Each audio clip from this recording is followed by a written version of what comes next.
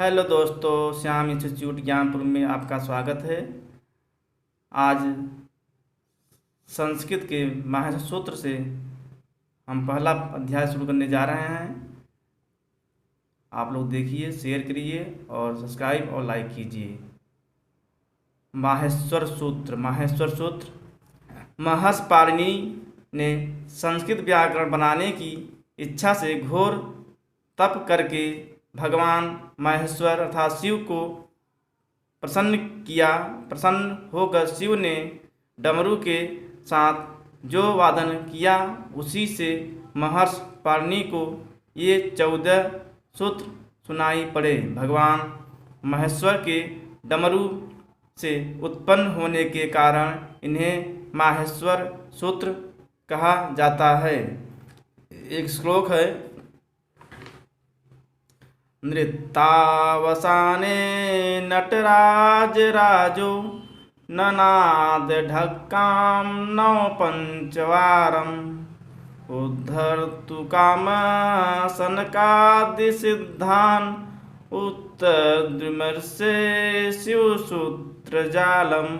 नृत्तावसाने मैं नृत्य के अवसान में नटराज राजो अर्थात शंकर जी ननाद माने बजाते हैं। ढक्का माने डमरू। नौ पंचवारम 9 और पंच 9 बार, 5 बार और 9 पंचवार में 14 बार। उद्धृतकाम इस प्रकार सनकादि सिद्धांत सनक, सनंदर, सनातन, सनत कुमार, ये 4 ऋषि हैं।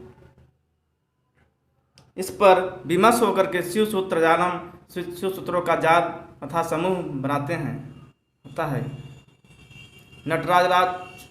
नटराज भगवान शिव के अवसान में सनकादि सिद्धों के उद्धार की कामना से 14 बार डमरू बजाया, जिसमें 14 शिव सूत्रों का ताना बाना से निहित था। भगवान शिव ने 14 बार डमरू बजाया, जिससे में महेश्वर सूत्र की उत्पत्ति हुई है। देखिए, अयुड़ री लीक आदि ये 14 सूत्र, इसलिए इन्हें चतुर्दश सूत्र कहते हैं। इन्हीं सूत्रों से प्रत्याहार बनाए जाते हैं, अतः इन्हें प्रत्याहार सूत्र भी कहते हैं। भगवान शिव के डमरू से निकलकर पाणिनि को प्राप्त हुए हैं, अतः इन्हें शिव सूत्र अर्थात महेश्वर सूत्र कहते हैं। इन सूत्रों में संस्कृत वर्णमाला है, अतः इन्हें वर्ण समाम्नाय सूत्र भी कहते हैं। इसमें अक्षर समाम्नाय सूत्र भी कहते हैं। अच्छा समाम्नाय सूत्र भी कहते हैं। ये देखते हैं चतुर्दश सूत्र। चतुर्दश माहेश्वर सूत्र। अयूड़ री लीक एयोंग आई औच हयवरट लड़ यमंगणनम झभय घरधस जबगड़दस ख फ छ ठ थ चट तव कपय स सर हल। ये 14 माहेश्वर सूत्र हैं। अयुड़ ऋलिक एयोंग अयोच हयवरट लड़ यमंगलम झभय घड़धस जबगड़दस ख फ छ ठ त चट तव कपय स सर हल। ये 14 माहेश्वर सूत्र हैं। माहेश्वर सूत्र के विषय में ज्ञातव्य तथ्य। माहेश्वर सूत्र के विषय में ज्ञातव्य तथ्य। माहेश्वर सूत्रों में सबसे पहले स्वर है। माहेश्वर सूत्रों में सबसे पहले सूत्र दोस्तों देखते हैं। माहेश्वर सूत्र में सबसे पहले क्या है? स्वर है। देखते हैं, देखिए, अ ई ऊड़ री लीक ए औंग आई औच, ये स्वर हैं। उसके बाद अंतस्थ व्यंजन, उसके बाद अंतस्थ है। देखिए, उसके बाद क्या है? ह को छोड़ दीजिए, य व र ल हर तक देखिए, ये क्या है? अंतस्थ व्यंजन है। उसके बाद उसके बाद वर्णों का पंचम वर्ण, उसके बाद वर्णों का पंचम वर्ण है, जैसे य मंग र नम, य मंग र नम, ये महसो सूत्र का पंचमा अक्षर है। उसके बाद देखिए चतुर्थ, दोस्तों चतुर्थ वर्ण है, देखिए झ भय घ ढ ध, झ भय घ ढ धस, इसमें देखिए चौथा वर्ण है झ, चौथा भ, चौथा घ, चौथा वर्ण है ढ, ध चौथा वर्ण है। इस फिर तृतीय वर्ण है, फिर तृतीय वर्ण है ज ब ग ड दस, तृतीय वर्ण है।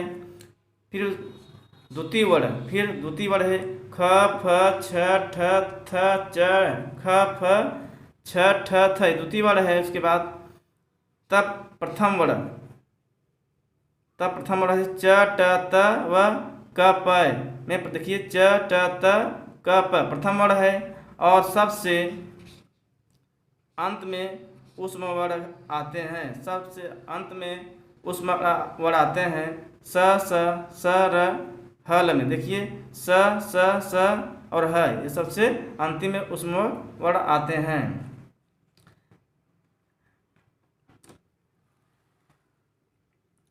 येषाम अन्त्या इत, येषाम अन्त्या इत, इस प्रकार अंत में इत संज्ञा होता है। इस प्रकार हम देखते हैं इन चतुर्दश सूत्रों के अंत में जो ड़ क अंग च आदि व्यंजन वर्ण हलंत हैं उनका नाम इत है। इत संज्ञक वर्णों का लोप हो जाता है। कुल 14 इत संज्ञक वर्ण हैं, 14 महासर सूत्र हैं। तो जो उसके अंत में, सूत्रों के अंत में हलंत लगा हुआ व्यंजन है वो इत संज्ञा है, उत संज्ञा है।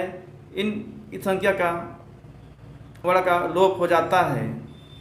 जैसे लड़ सूत्र का आकार भी इस संज्ञक होने से इस संज्ञक वर्ण 15 भी कहे जा सकते हैं। दोस्तों अड़ा 2 बार हो गया है। इस प्रकार दोनों वर्ण अड़ा इस संज्ञा गिनेंगे तो इस संज्ञक वर्ण की संख्या 14 से 15 हो जाती है। लड़ मध्य तु इत संज्ञक माने लड़ के मध्य में देखिए 2 अड़ा हो गया है, दोनों संज्ञक वर्ण हैं। इत को अनुबंध भी कहा जाता है। दोस्तों इत जो है, इत संज्ञक वर्ण जो है उनको अनुबंध भी कहा जाता है। अनुबंध और इत पर्यायवाची हैं, अनुबंध और इत पर्यायवाची हैं, दोनों पर्यायवाची हैं।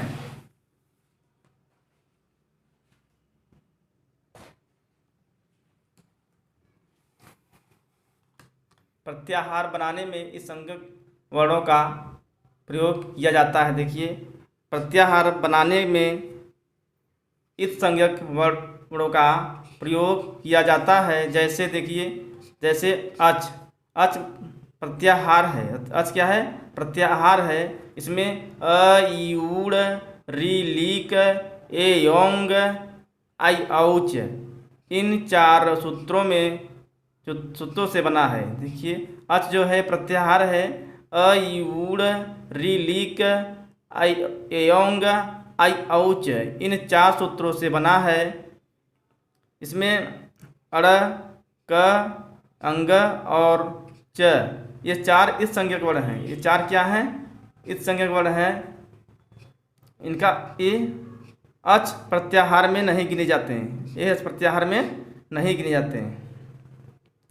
यहाँ अ ई ऊड़ से लेकर ऐ अयौस तक के बीच आने वाले सभी वर्ण अच प्रत्याहार में गिने जाएंगे, अच प्रत्याहार में गिने जाएंगे। किंतु अड़ क अंग और च, ये 4 इस संज्ञक वर्ण अच प्रत्याहार में नहीं गिने जाएंगे। दोस्तों जब हम प्रत्याहार बनाते हैं तो इस संज्ञक वर्णों का लोप हो जाता है। जैसे दिया गया है, देखिए अ ई ऊड़ से लेकर अयौज तक के बीच में आने वाले सभी वर्ण अच प्रत्याहार में गिने जाएंगे, किंतु अयुड़ के अंत में अड़ और अयौज के च के बीच जितने भी इत संज्ञक हैं उनका लोप हो जाएगा। जैसे अड़, क, अंग, च, ये संज्ञक वर्ण हैं, इनका इन चारों वर्णों का लोप हो जाता है और इनका प्रत्याहार में गिनती नहीं होती है, प्रत्याहार में गिनती नहीं होती है।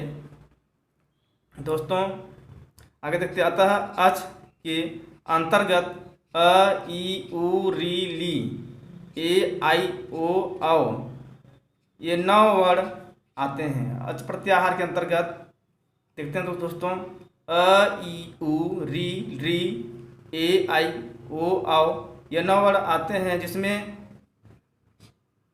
इस संज्ञक वर्ण नहीं गिने गए हैं, इसमें इस संज्ञक वर्ण नहीं गिने गए हैं। अगर दोस्तों इस संज्ञक वर्ण गिना जाता तो इनकी संख्या 9 4 13 हो जाती, संख्या 9 4 13 हो जाती। इस संज्ञक वर्णों का यहाँ लोप हो गया है, इस संज्ञक वर्णों का यहाँ लोप हो गया है और ये अच प्रत्याहार में इनकी गणना नहीं होती, माने किसकी, इस संज्ञक वर्णों की। माहेश्वर देखिए, आगे देखिए, माहेश्वर सूत्र के हैवरट से ह वर्ण गिना गया है। माहेश्वर सूत्र के हैवरट से ह वर्ण गिना गया है तथा माहेश्वर सूत्र के 14वें हल में भी ह वर्ण गिना गया, अर्थात हकार की 2 बार गणना की गई, हकार की 2 बार गणना की गई है माहेश्वर सूत्र में। दोस्तों देखिए, माहेश्वर सूत्र में ह 2 बार आया है, एक हैवरट से जहाँ शुरू होता है हमारा व्यंजन और दूसरा हल तक 2 बार आते हैं ह बार ह का, तो इसलिए ह की 2 बार गणना हुई है, 2 बार गणना हुई है। देखिए माहेश्वर सूत्र में हकार को ग्रहण 2 बार ग्रहण क्यों किया गया है। हकार देखिए, माहेश्वर सूत्र में हकार को 2 बार ग्रहण क्यों किया गया, क्योंकि अट और सल प्रत्याहार में ह वर्ण को शामिल करने के लिए, अट और सल प्रत्याहार में ह वर्ण को शामिल करने के लिए तथा अरहेड़ और अधुछत आदि प्रयोगों की सिद्धि के लिए ह का 2 बार प्रयोग किया गया है। दोस्तों माहेश्वर सूत्रों में जो हमारा इत संज्ञक वर्ण अड़ है, इस संज्ञक वर्ण 2 बार आया है, एक बार अयुड़ में तथा दूसरी बार लड़ में आया है।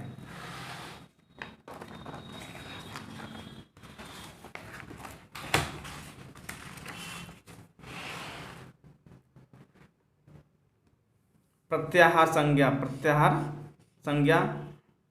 प्रति धन आंग धन ह्री धन है, प्रत्याहार प्रति उपसर्ग आंग उपसर्ग ही धातु घई प्रत्यय है। प्रत्याह्यन्ते क्षिप्यन्ते वर्णा यत्र स प्रत्याहार है। प्रत्याह्यन्ते क्षिप्यन्ते वर्णा यत्र स प्रत्याहार, अर्थात प्रत्याहार के अंत में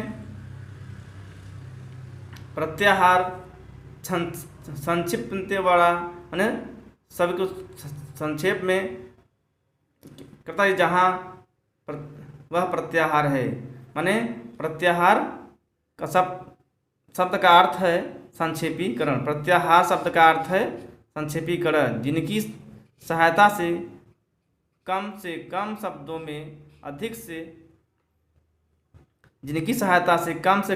में अधिकतम बात कही जा सके, उन्हें प्रत्याहार कहते हैं। दोस्तों आज हम यहीं पर अपनी बारी को विराम देते हैं। अगली कड़ी में, अगले वीडियो में हम और लाएंगे। और हमारी चैनल को लाइक, सब्सक्राइब और शेयर करें। धन्यवाद।